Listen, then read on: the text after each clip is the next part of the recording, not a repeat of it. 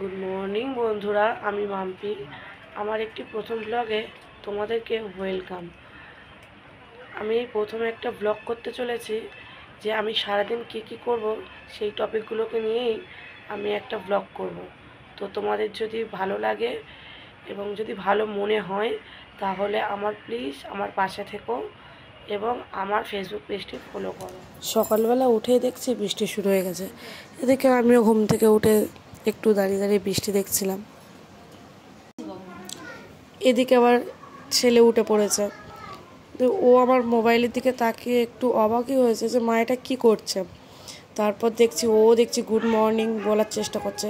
অতটা ভালো করে ঠিক বলতে পারে না, ভালো করে ঠিক কথা বলতে পারে না, ওই আলতো আলতোভাবেই বলছে গুড মর্নিং গুড মর্নিং। ব্রাশটাও একা একাই করতে পারে, ওকে ব্রাশ এখন আর করাতে লাগে না। তারপর একটু ঘোরাফেরা করছে সকালবেলা উঠে, আর বারে বারে মোবাইলের দিকে তাকাচ্ছে যে কি করছে এটা মা।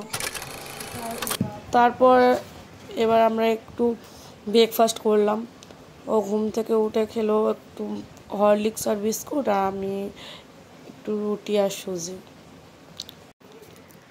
আর একটা কথা, আমার ছেলের সাথে সাথে আমাদের বাড়িতে আমার আরেকটা ছেলেও আছে, সেটা হচ্ছে আমাদের আবিসোনা। তো আমি স্নান করার পর ওকেও একটু স্নান করে রেডি করিয়ে নিচ্ছে। কত সুন্দর লাগছে না আমার আবিসোনাকে। তোমরা আবিসোনার জন্য একটু রাতে রাতে কমেন্ট। ছেলেকে খাইয়ে ঘুম পাড়িয়ে দিয়ে এবার আমি নিজে খেতে বসলাম। আজকে শনিবার, বেশি কিছু নেই খাওয়াতে, নিরামিষই।